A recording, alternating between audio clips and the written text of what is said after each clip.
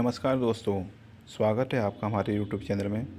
तो दोस्तों, अब हम आपके लिए लेकर आए हैं income tax TDS form 26 QB जो हम फाइल करते हैं और उसमें कभी किसी गलती के माध्यम से या प्रॉपर्टी की जो सेल एग्रीमेंट हुआ है उसके कैंसिलेशन होने पर या हमारा टैक्स जो है वो गलत या एक्स्ट्रा जमा हो गया है, उसके लिए हमें अब क्या करना होगा, उसे हमें रिफ़ंड लेना पड़ेगा, क्योंकि हम उस एक्स्ट्रा अमाउंट को सेलर के पैन में पोस्ट नहीं कर सकते और सेलर उसको वापस भी देने से मना कर देता है।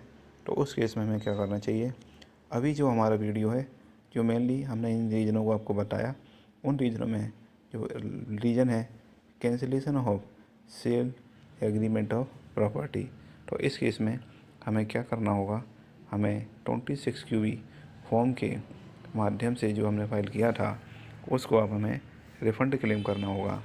तो हमने इसके बारे में आपको प्रीवियस वीडियो में बताया था कि पहले रिफ़ंड क्लेम करने से पहले हमने पिछले वीडियो में आपको बताया था कि हमें चालान का जो अवेलेबल अमाउंट है उसे हमें रिलीज़ कराना होता है। तो उसको हमने पिछले वीडियो में आप देख सकते हैं किस प्रकार किया हुआ है। और उसको करने के बाद अब जो लास्ट स्टेप आता है वो आता है हमें रिफ़ंड क्लेम करने के लिए। वीडियो अब एंड तक बनी रहिएगा ताकि आपको जो भी इसमें टेक्निकल चीज़ें हैं अच्छे से समझ में आ जाए। और यदि आप हमारे चैनल पर नए हो तो उसको सब्सक्राइब करना ना भूलिएगा और चैनल के वीडियो को लाइक करने के साथ साथ बेल आइकन पर प्रेस करना ना भूलिएगा, ताकि इसी प्रकार के इंटरेस्टिंग वीडियो जो आपके काम में आने वाले हैं वो आप आसानी से उसको समझ सकें। तो चलो चलते हैं दोस्तों अपनी वीडियो में। तो हमें सबसे पहले जाना होगा गूगल पर और टाइप करना होगा ट्रेसेस लॉगिन, और ट्रेसेस लॉगिन पे क्लिक करने के बाद आपके पास ये विंडो खुलकर आएगी। उसमें वो रिडायरेक्ट करेगा tdscpc.gov.in पर। तो वहाँ पर ये कंटिन्यू आएगा, कंटिन्यू वाली छोटी विंडो पर क्लिक करेंगे तो खुलकर आएगा आपके पास ट्रेसेस का इस प्रकार का इंटरफेस, जिसमें लेफ्ट हैंड पे आपको लॉगिन मिलेगा, वहाँ लॉगिन पर क्लिक करना होगा। और लॉगिन पर क्लिक करने के बाद आपको आएगा डिडक्टर या टैक्स पेयर। टैक्स पेयर पर क्लिक करने के बाद आपको यूज़र ID, पासवर्ड और पैन नंबर और जो कैप्चा दिया हुआ है वो डालना होगा। और कैप्चा डालने के बाद आपके पास खुलकर आ जाएगा ये लॉगिन है। और जैसे ही लॉगिन हो जाता है तो इस प्रकार की विंडो आ जाएगी आपके पास। और उसके बाद आपको जाना होगा स्टेटमेंट ऑब्लिक फॉर्म्स में। वहाँ पर आपको मिलेगा request for refund for form 26 QB, 26 QC, 26 QD। चूँकि हमारा जो फॉर्म है फॉर्म 26 QB है तो हमें इसी पर क्लिक करना होगा। इस पर जब से क्लिक करेंगे तो यहाँ पर एक छोटी सी विंडो आकर आएगी। तो जो बोल रहा है आपको कि ये आपको रिक्वेस्ट डालने से पहले आपको क्या करना है कि जो बैंक का वैलिडेट करना है वो वैलिड बैंक होना चाहिए, ताकि रिफ़ंड का अमाउंट उसमें आराम से क्रेडिट हो पाए। तो इसको पढ़ लेंगे और जो इसमें रिक्वायर्ड मांग रहा है उसको पूरी कर लेंगे, उसके बाद इसको क्लोज कर देंगे। अब फिर आएंगे अपन कि पूछ रहा है kindly ensure that already filled in the statement cum challan are true and correct. तो यहाँ पर हमें येस करना होगा। रिफ़ंड रिक्वेस्ट सबमिट करने से पहले इसको एक्सेप्ट करना होगा अर्थात येस करना होगा। येस करने के बाद आपके पास वैलिडेशन के लिए ये 10 पॉइंट दिए हुए हैं कि आपको क्या क्या चीज़ें आपको अपनी हैंडी रखनी है, कि आप डिजिटल सिग्नेचर के माध्यम से, आधार के माध्यम से, इस प्रकार से आप इसको वैलिडेट कर सकते हो, रिफंड को सबमिट कर सकते हो रिक्वेस्ट को। और भी 10 पॉइंट हैं, उसको हम यहाँ पर ले नहीं ले रहे हैं, आप पढ़ लीजिए, क्योंकि पढ़ने में आपको चीज़ समझ में आ जाएगा। और फिर वीडियो को ज़्यादा लंबा ना करने के लिए हम इसको आगे वाली वीडियो में अगर आप कहेंगे कमेंट के माध्यम से तो हम उसको समझा सकते हैं। और इस प्रकार की सर्विस अगर आप हमसे लेना चाहते हैं तो हम भी इसको आपको बहुत ही आसानी से और मिनिमम रेट में आपको कर सकते हैं। तो दोस्तों फिर आता है आपके पास 26 QB का फॉर्म खुल कर आ जाता है।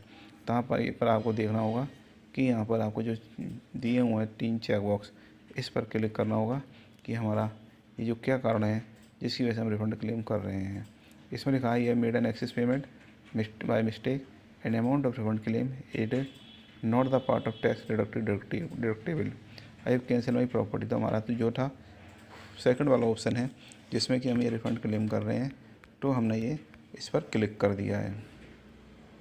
क्लिक करने के बाद ये आपका जो रीजन आया है I have cancel my property, तो इसको पढ़ने के बाद आपको सबमिट कर देना होगा।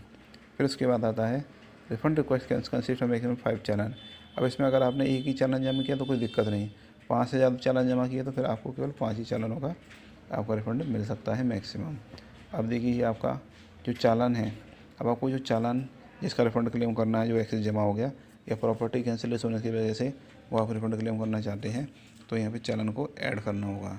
उसमें जो जो चीज़ मांग रहा है उसको आप चालान को देखकर फिल कर सकते हैं। जैसे फाइनेंशियल ईयर, असेसमेंट ईयर अपने आप लेगा, BSR कोड में हाईलाइटेड है, एस्ट्रिक बना हुआ है, इस पर डालना ज़रूरी है, date of deposit, challan serial number, challan amount, acknowledgement number.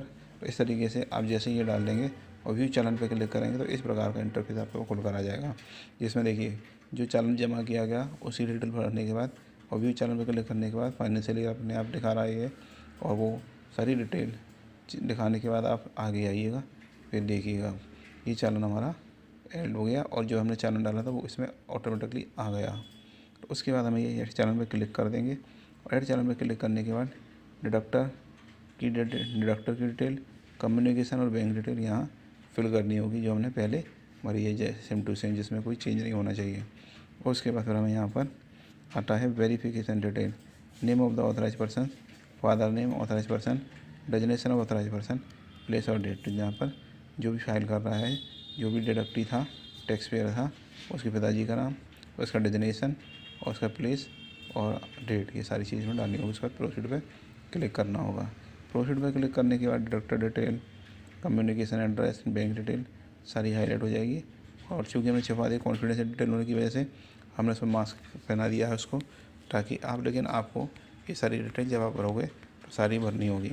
उसके बाद सबमिट रिफंड रिक्वेस्ट पर क्लिक करेंगे और उसके बाद आता है DSC, ये आपको आधार OTP, तो दोनों में से कोई एक ले सकते हैं। और उसके बाद आपको प्रोसीड करना होगा। फिर आपके पास ये ऐसा आएगा इंटरफेस। तो हमारा तो चूँकि ये जो name of the parent detail, date of the birth, ये सारी चीज़ें हैं वो सब आ जाएंगी। और फिर उसके बाद आपको नेक्स्ट करना होगा और नेक्स्ट करने के बाद OTP आएगा। OTP लेने के बाद आप डालेंगे तो ये रिफंड सबमिट हो चुका होगा और आपको प्रिंट एक्नॉलेजमेंट करना होगा। प्रिंट एक्नॉलेजमेंट करने के बाद आपके प्रिंट का एक्नॉलेजमेंट आएगा, जो कि EO को दिखाने के लिए आवश्यक होगा। और EO को दिखा देंगे तो उसके साथ और जो कैंसिलेशन का हमारा एग्रीमेंट है उसको भी लगा देंगे यहाँ पर। तो EO आपसे इसके अलावा और भी कोई डॉक्यूमेंट मांग सकता है, तो डॉक्यूमेंट जो भी मांगेगा वो केवल वेरिफिकेशन के पर्पज़ से होगा। और अगर आपने वो सारी चीज़ सबमिट कर दी EO को, यहाँ पर तो सबमिट हो जाएगा। तो देखिए हम देखेंगे हमने रिक्वेस्ट तो सबमिट कर दी है, रिक्वेस्ट सबमिट के बाद आपका एक्नॉलेजमेंट आ गया है। एक्नॉलेजमेंट सारी डिटेल आ गई है, कितने रुपए का अमाउंट है, कितने रुपए की आपकी कौन सी डेट में जमा हुआ, सारी चीज़ें यहाँ पर आ गई है। एक्नॉलेजमेंट है जो कि हमें EO को सबमिट करनी होगी। अब हमें ट्रैक करना है कि हमारा ये अप्रूव हुआ, एक्सेप्ट हुआ, क्या पोजीशन है इसकी। तो जैसे ही क्लिक करेंगे तो यहाँ पर ये खुलकर आ जाएगा। हमने वी ऑल पे क्लिक किया था, वी ऑल पे क्लिक करने के बाद आगे असेसमेंट ईयर 6 दिसंबर को हमने सबमिट किया, अमाउंट 56,000 का है और ये EO के पास पेंडिंग है। तो अब ये जो अप्रूविंग असेसिंग ऑफिसर क्लिक करेंगे तो यहाँ पे जो उसका जुडिक्शन होगा वो आ जाएगा। वहाँ पर जाकर आपको सारे डॉक्यूमेंट सबमिट करने पड़ेंगे और जो भी आपसे EO मांगता है वही सारी चीज़ें आपको उनको देनी होगी, ताकि रिफ़ंड उसको प्रोसेस कर पाए। रिफ़ंड अगर आप उसको प्रोसेस करने के लिए यहाँ तो प्रोसेस होने का तभी आएगा जब EO अप्रूव कर देगा। प्रोसेस EO का अप्रूव होने पर एक्सेप्ट का सिग्नेचर दिखाएगा वहाँ पर, और जब EO से CPC पर जाता है तभी अप्रूव होता है। तो दोस्तों आपने हमारे वीडियो को अंत तक देखा, उसके लिए आपका बहुत बहुत धन्यवाद। और इसी प्रकार की वीडियो हम आगे भी लाते रहें तो हमारे चैनल को सब्सक्राइब करना और वीडियो को लाइक करना और बेल आइकन पर प्रेस करना न भूलिएगा। और दोस्तों आपने हमारा इस प्रकार का टाइम दिया, आपके लिए पुनः धन्यवाद। इसी के साथ दोस्तों जय भारत, जय जय हिंद।